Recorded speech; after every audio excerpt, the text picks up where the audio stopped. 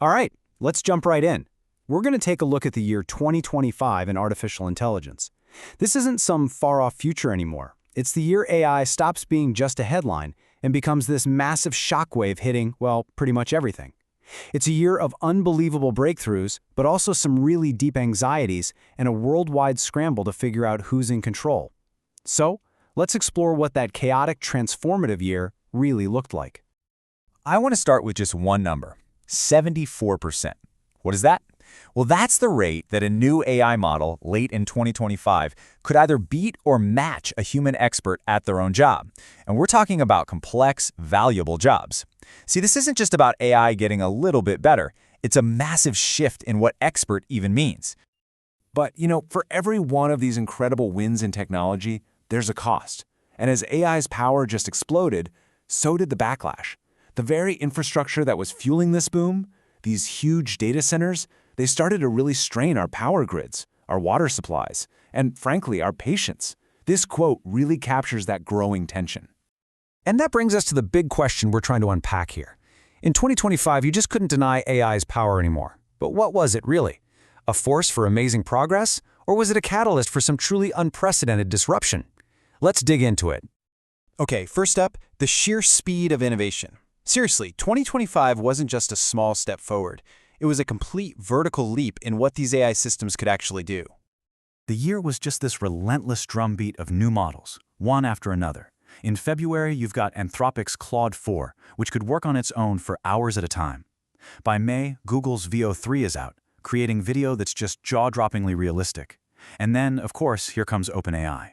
First with GPT-5 in August, and then just a few months later, the real game changer, GPT 5.2 Pro.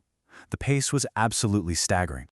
And all this rapid change started to shift our whole relationship with technology. This new term popped up, vibe coding. It's exactly what it sounds like. It's this idea that literally anyone with zero coding experience could build a working app just by describing the vibe, by saying what they wanted. That barrier to creating things, it was just completely being torn down.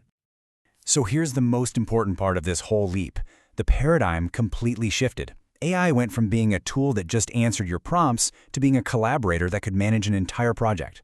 I mean, imagine an AI like GPT 5.2 Pro thinking, actually reasoning, for almost an hour based on one single request to build a complex video game from the ground up. This is so much more than just answering a question, it's executing a whole vision. So with all this new power, you can bet it created an economic shockwave.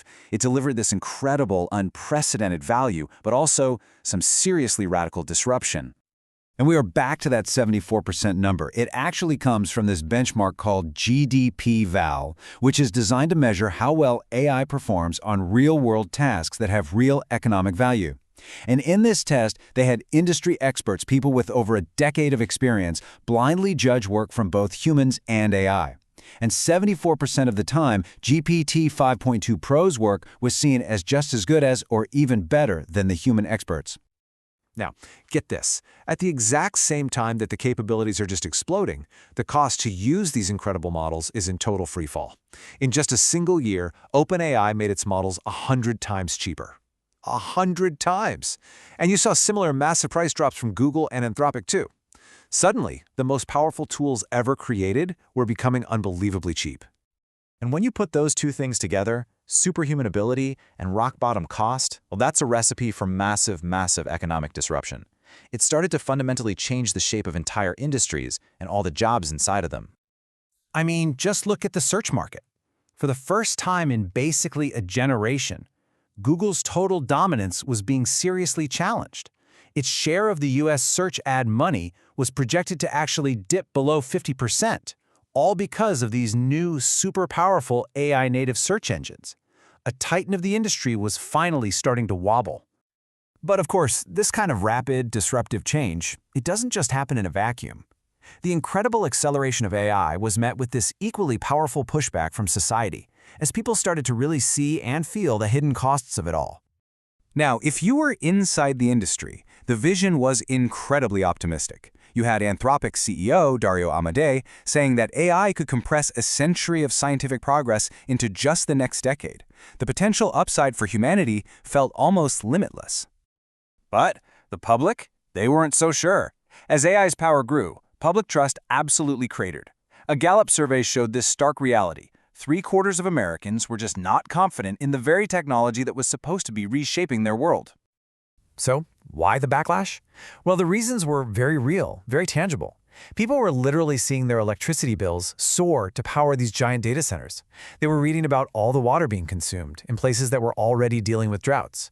But above all, there was just this deep feeling that the companies building this future were doing it all in secret, without really thinking about the impact on regular people's lives and their jobs. And that feeling? It was totally backed up by data. A big study from Stanford's Human-Centered AI Institute confirmed it. Transparency in the AI industry wasn't just low, it was actually getting worse, and that was just eroding public trust even more. And this chart from that same study shows you just how fractured the industry was. You have a few companies, like IBM, that are really transparent, but most of them, including some of the biggest players out there, scored terribly. They shared almost nothing about their training data, their environmental impact, or the risks of their models. That gap between the transparent and the secretive was just getting wider and wider. So you've got this collision of insane power and rock-bottom trust, and that sets the stage perfectly for our final section, the governance gauntlet. This is the high-stakes global power struggle to control AI. Now, on the world stage, there was this big push for everyone to work together. First, the G7 countries agreed on some voluntary principles. Then, you had 28 nations, and this included rivals like the US and China, sign something called the Bletchley Declaration on AI Safety. Major powers also started launching their own AI safety institutes to test these new models before they got out, trying to get ahead of the risks. But while the rest of the world was talking about getting aligned, a huge battle was breaking out right inside the United States. It was a classic political fight. Who gets to make the rules here? The individual states or the federal government? On one side, you had states like California and Colorado that were moving fast, passing their own laws to protect people from things like deepfakes and AI bias. But on the other side, you had the Trump administration, with big tech backing them up saying, whoa, a patchwork of 50 different state laws is going to crush innovation. They wanted a single, national standard. The whole thing came to a head in December of 2025. President Trump signed an executive order basically trying to override all those state laws, and the message was crystal clear. There's going to be one rulebook, not 50. The battle lines were officially drawn. Which brings us right back to where we started. 2025 was the year that AI's incredible, world-changing power became a simple fact of life. You just couldn't deny it anymore. But the question it left us with, the one we're still grappling with, is this: what happens when its consequences become just as undeniable?